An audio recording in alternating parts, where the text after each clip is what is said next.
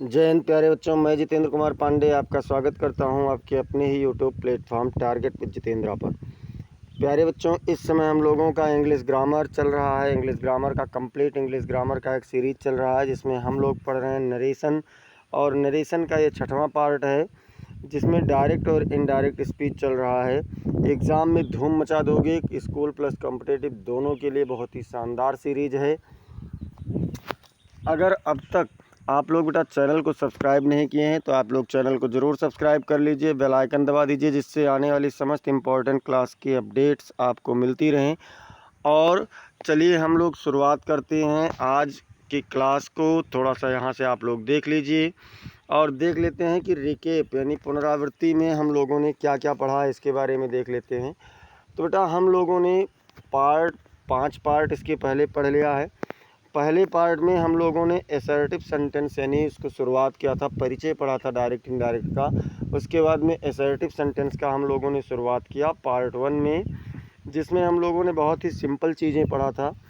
और पार्ट 2 में हम लोगों ने पढ़ा टेंस परिवर्तन। पार्ट 2 में हम लोगों ने टेंस चेंजिंग पढ़ा। पार्ट 3 में हम लोगों ने बेटा प्रोनाउन चेंजिंग पढ़ा, प्रोनाउन का परिवर्तन हम लोगों ने पढ़ लिया। और पार्ट 4 में हम लोगों ने पढ़ा नियरनेस वर्ड का परिवर्तन। पार्ट 4 में क्या पढ़ा बेटा? तो पार्ट 4 में नियरनेस वर्ड का परिवर्तन हम लोगों ने पढ़ा, ये पढ़ा है पार्ट 4 में। और जो पार्ट 5 अभी कल चला है उसमें हम लोगों ने इंट्रोगेटिव सेंटेंस को कंप्लीट कर लिया है। तो इंट्रोगेटिव सेंटेंस तक का कंप्लीट हो चुका है। आज हम लोग पढ़ेंगे इसमें इम्परेटिव सेंटेंस को इनडायरेक्ट स्पीच में कैसे बदला जाता है, इस नियम को देखेंगे।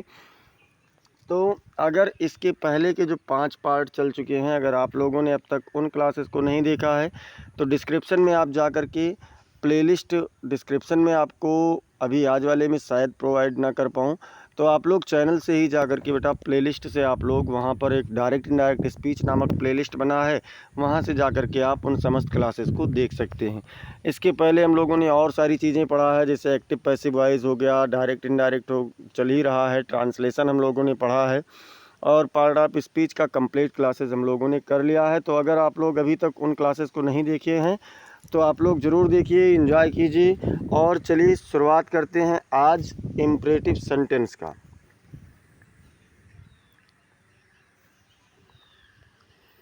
इम्परेटिव सेंटेंस, इम्परेटिव सेंटेंस का मतलब होता है आज्ञा सूचक वाक्य। तो सबसे पहले तो हम लोग आज्ञा सूचक वाक्य को जान लें कि ये है क्या।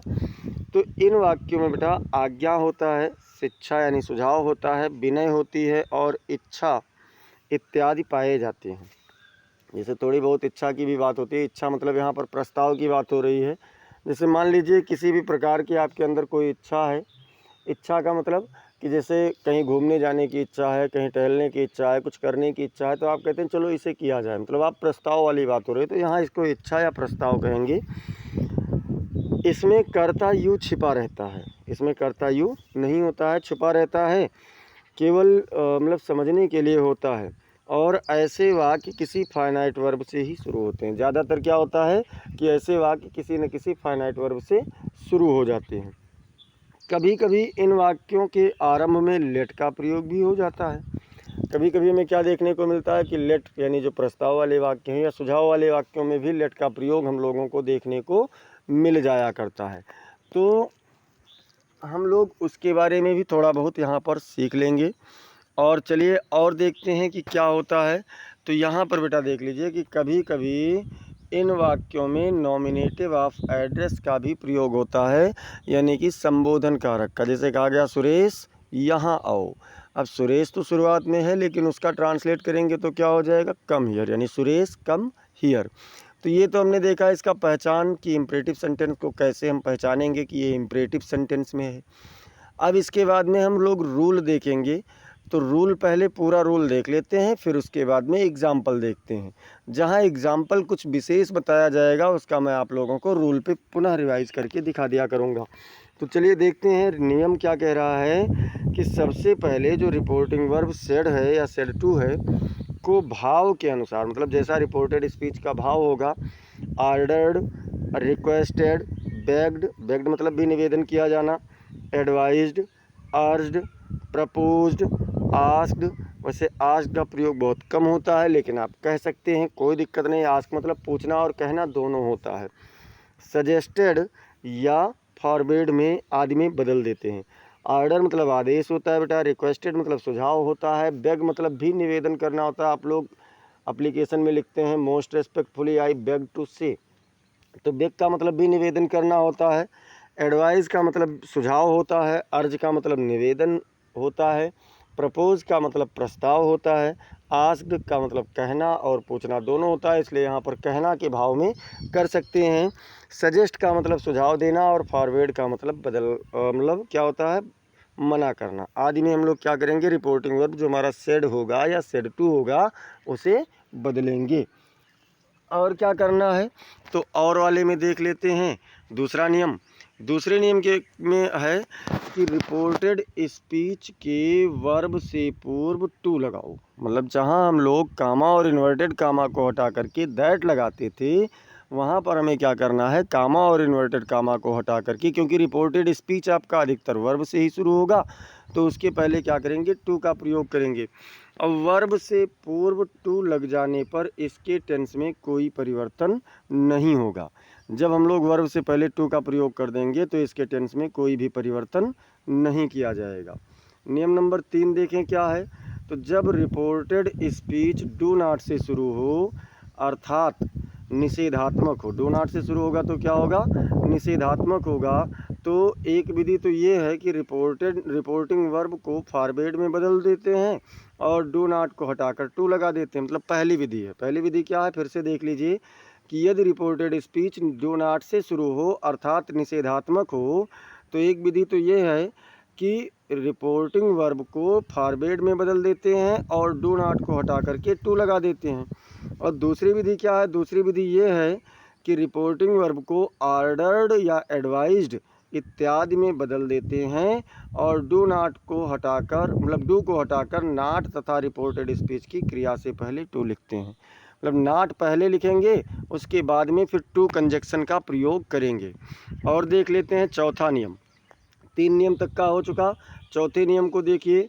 तो चौथा नियम क्या कह रहा है, चौथा नियम कह रहा है कि जब रिपोर्टेड स्पीच लेट से शुरू हो और फिर उसके बाद अस आया हो, मतलब लेट हो और लेट के बाद अस हो, यानी लेटस से शुरू हो, तो लेट का लोप कर देते हैं, अर्थात लेट को हटा देंगे, कामा इन्वर्टेड कामा के स्थान पर दैट लगाएंगे और रिपोर्टिंग वर्ब को क्या करेंगे बेटा, तो प्रपोज्ड में, रिपोर्टिंग वर्ब को प्रपोज्ड में बदल देंगे तथा अस को रिपोर्टिंग वर्ब के, सॉरी यहाँ रिपोर्टिंग वर्ब नहीं, यहाँ पर सब्जेक्ट होना चाहिए, यहाँ पर क्या होना चाहिए, तो ये वाला आपका सब्जेक्ट होना चाहिए।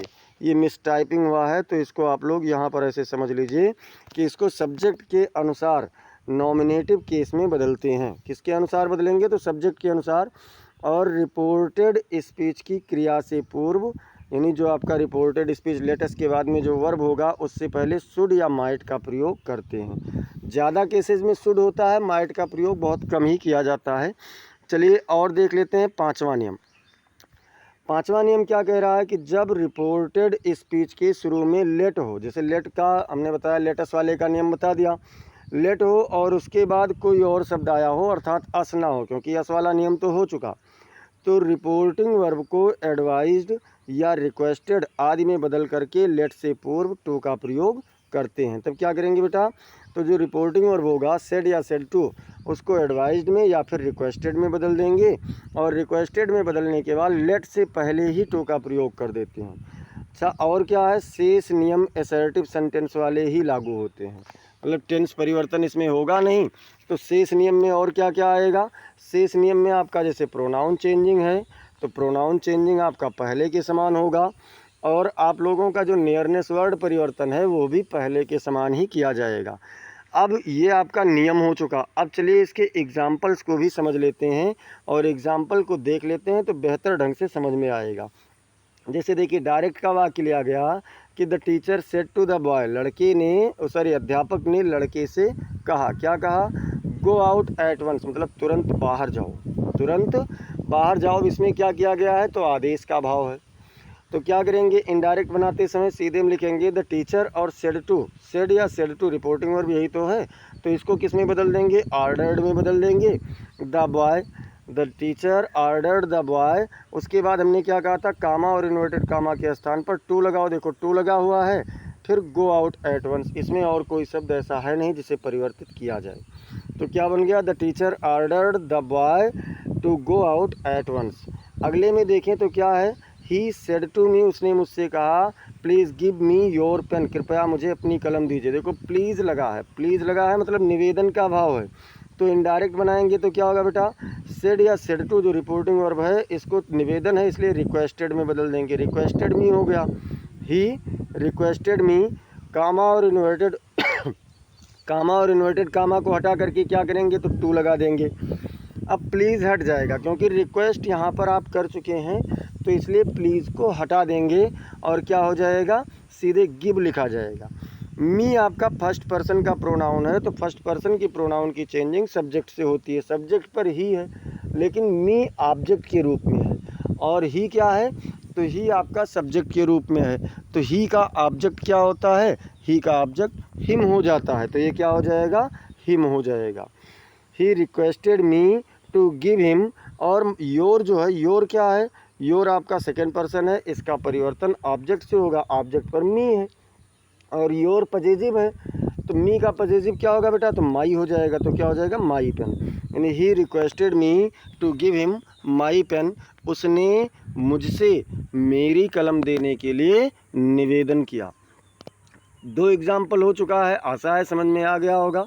तीसरा देखते हैं। तीसरे एग्जाम्पल में डू नॉट वाला जो मैंने नियम बताया था कि यदि वाक्य में डू नॉट हो या फिर कह सकते हैं कि निषेधात्मक हो, तो क्या करेंगे, तो उसके लिए देखिए कहा गया, आई सेड टू हिम, मैंने उससे कहा, डू नॉट एब्यूज़ एनीबडी, किसी को भी गाली मत दो। अब इसका जब इनडायरेक्ट बनेगा तो पहली विधि मैंने बताया था कि यहाँ पर रिपोर्टिंग वर्ब को फॉरवर्ड में बदल दो, तो क्या हुआ, सेड टू को बदल दिया गया फॉरवर्ड में और हो गया आई फॉरवर्ड हिम, मैंने उसे मना किया। अब जब फॉरवर्ड में बदलेंगे तो सीधे कामा तथा इन्वर्टेड कामा को हटा करके टू लिखेंगे और क्या करेंगे, डू नॉट पूरी तरीके से हटा देंगे और सीधे वर्ब लिख देंगे, abuse anybody. I forward him to abuse anybody, ये पहली विधि से बना। दूसरी विधि मैंने बताया था कि एडवाइज्ड या सजेस्ट का प्रयोग करो, तो आई एडवाइज्ड हिम हो गया। अब जब सेड टू को मैंने एडवाइज्ड में कन्वर्ट किया है तो नाट हमें लिखना पड़ेगा, नाट लिख करके तब हम लोग टू लगाएंगे। ध्यान रखना, अगर फॉरवर्ड याद आ रहा है तो फॉरवर्ड से बनाओ, अगर फॉरवर्ड नहीं याद आ रहा है तो आप किसी से भी बना लो, लेकिन नाट पहले लिख लेना, उसके बाद में तक टू लिखना, फिर एब्यूज़ एनीबडी कर देना। ये आपका दोनों नियमों से बन सकता है, चाहे आप फॉरवर्ड वाले से बनाओ, चाहे एडवाइज्ड या सजेस्ट का प्रयोग करके बनाओ। अगला देखते हैं, डायरेक्ट में क्या कहा गया है, ही सेड टू मी, उसने मुझसे कहा, let us go for a walk. मैंने एक नियम अभी आपको क्या बताया है, लेटस वाले नियम को। चलिए मैं एक बार फिर से लेटस वाले नियम को आप लोगों को दिखा देता हूँ। ये देखिए मैंने क्या कहा कि जब रिपोर्टेड स्पीच लेट से शुरू हो, उसके बाद अस आया हो, तब क्या करना है, तो लेट का लोप करके दैट लगाते हैं। रिपोर्टिंग वर्ब को प्रपोज्ड में तथा अस को रिपोर्टिंग वर्ब के अनुसार नॉमिनेटिव केस में बदलते हैं। रिपोर्टेड स्पीच की क्रिया से पूर्व शुड या माइट का प्रयोग करते हैं, ये नियम है। अब इसके एग्जाम्पल को चलिए देख लेते हैं, इसका एग्जाम्पल क्या कह रहा है बेटा। तो इसका एग्जाम्पल यहाँ पर देखिए, चौथा एग्जाम्पल इसका है। चौथे एग्जाम्पल में क्या है, ही सेड टू मी, उसने मुझसे कहा, let us go for a walk, आओ हम घूमने चलें। तो इसका इनडायरेक्ट बनेगा तो क्या बनेगा, ही हो गया, सेड टू को किस में बदलने के लिए कहा गया, तो प्रपोज्ड, तो क्या हो गया, ही प्रपोज्ड टू मी। देखिए सेड को बदला जा रहा है, तो क्या हो गया, ही प्रपोज्ड टू मी। कामा और इन्वर्टेड कामा को हटा करके दैट लगा देंगे। उसके बाद में लेट गायब कर दिया जाएगा, लेट को क्या करेंगे, लेट को गायब कर देंगे। अस जो बता, अस को सब्जेक्ट के अनुसार, किसके अनुसार, सब्जेक्ट के अनुसार पर्सनल प्रोनाउन में बदलेंगे और नॉमिनेटिव केस में। तो अस बहुवचन है और वी का ऑब्जेक्ट है, इसका तो ही क्या है, एक वचन है, ही का प्लूरल होता है दे, इसलिए यहाँ पर क्या हो गया, दे हो गया। उसके बाद में शुड लगाया गया, फिर गो फॉर ए वॉक लिखा जाएगा, यानी he proposed to me that they should go for a walk, ये आपका बन गया। अगला देखते हैं, अगला एग्जाम्पल। तो पांचवा एग्जाम्पल क्या कह रहा है, पांचवा एग्जाम्पल कह रहा है कि he said to me let him go. अब यहाँ देखो लेट के बाद में हिम है, यानी कि अस नहीं है, तो इसका कैसे बनेगा? इसका बनेगा ही रिक्वेस्टेड मी, उसने मुझसे निवेदन किया। अब जब लेट के बाद में अस ना हो तो या तो रिक्वेस्ट या फिर सजेस्ट का प्रयोग करो। तो ही रिक्वेस्टेड मी, फिर टू लगाओ और लेट हिम गो, क्योंकि इसमें हिम थर्ड पर्सन है और थर्ड पर्सन का परिवर्तन नहीं किया जाता है। तो ये आपका बन गया। और देखते हैं क्या है। डायरेक्ट में छठवां एग्जाम्पल है कि the teacher said to the monitor, अध्यापक ने मॉनिटर से कहा। तो अध्यापक ने मॉनिटर से क्या कहा? Late the students read their lesson, छात्रों को उनका पाठ पढ़ने दो। अब देखते हैं इनडायरेक्ट में, तो द टीचर आस्क्ड, मैंने क्या कहा था, आस्क्ड में भी बदल सकते हैं। The teacher asked the monitor, अध्यापक ने मॉनिटर से कहा। कामा इन्वर्टेड कामा को हटाया, टू लगाया, to let the students read their lesson, मैंने मतलब अध्यापक ने छात्रों से कहा कि अध्यापक ने मॉनिटर से कहा कि छात्रों को उनका पाठ पढ़ने दो। ये आप लोगों का इसका बन गया। तो आशा है लेट वाले समझ में आ गए होंगे।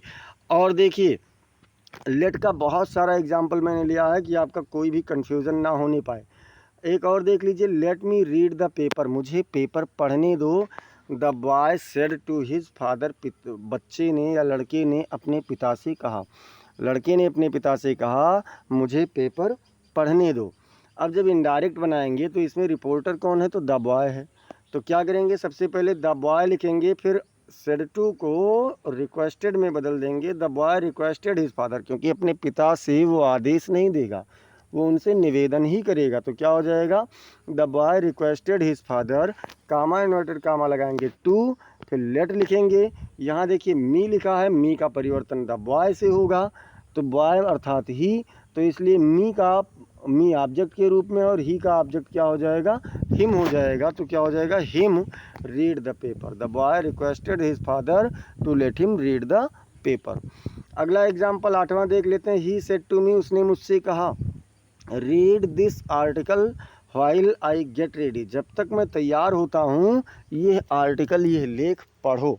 अब इसका जब इनडायरेक्ट बनेगा तो क्या बनेगा, इसका इनडायरेक्ट बनेगा तो हो जाएगा कि ही सजेस्टेड। देखो यहाँ पर क्या हुआ बेटा, तो यहाँ पर सुझाव हुआ है, ही सजेस्टेड मी, इतना हो गया दैट।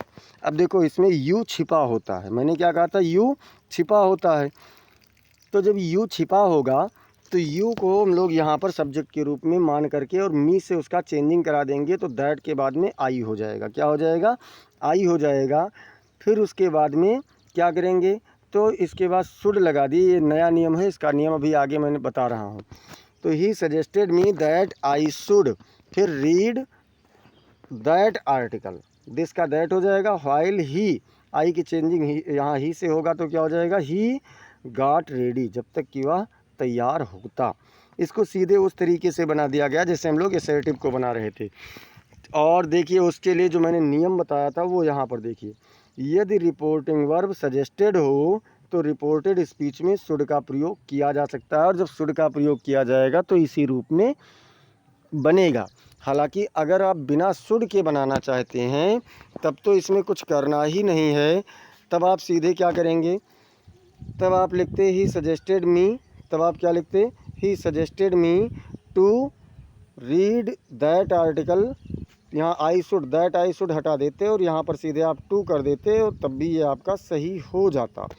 तो ऐसा भी बना सकते थे और इस रूप में भी बना सकते थे। अगला देखिए, अगला कहा गया डायरेक्ट का कि वी सेड टू देम, मैंने उनसे कहा, मैंने उनसे कहा, लेट अस वॉक एनीवेयर, आओ हम कहीं चलें, आओ हम कहीं चलें, मैंने उनसे कहा आओ हम कहीं चलें। अब इसका इनडायरेक्ट बनेगा तो क्या बनेगा, वी प्रपोज्ड देम, हमने उन्हें प्रस्ताव दिया। क्या किया, हमने उन्हें प्रस्ताव दिया। कामा इन्वर्टेड कामा हटाएंगे, दैट लगाएंगे क्योंकि लेटस से शुरू है, और लेट को हटा करके अस का परिवर्तन वी से कराएंगे। अब देखो अस भी आपका फर्स्ट पर्सन का है, वी भी फर्स्ट पर्सन का है, लेकिन अस जो है ये ऑब्जेक्ट के रूप में है और इसे लाना है नॉमिनेटिव केस में, यानी कर्ता कारक के रूप में लाना है। और जब इसे कर्ता कारक के रूप में लाएंगे तो क्या हो जाएगा, वी हो जाएगा। फिर should walk anywhere, we proposed them that we should walk anywhere, हमने उन्हें प्रस्ताव किया कि हमें कहीं घूमने चलना चाहिए।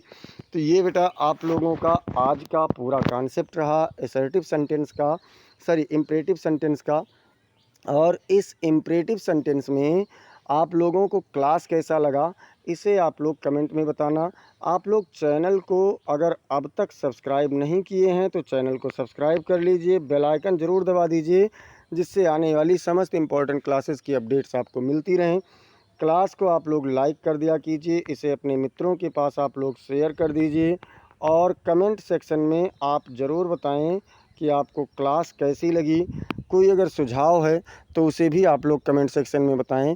मिलते हैं फिर अभी शाम को 7 बजे कक्षा 10 के प्रोज के पहले लेसन के साथ। तब तक के लिए जय हिंद, जय भारत।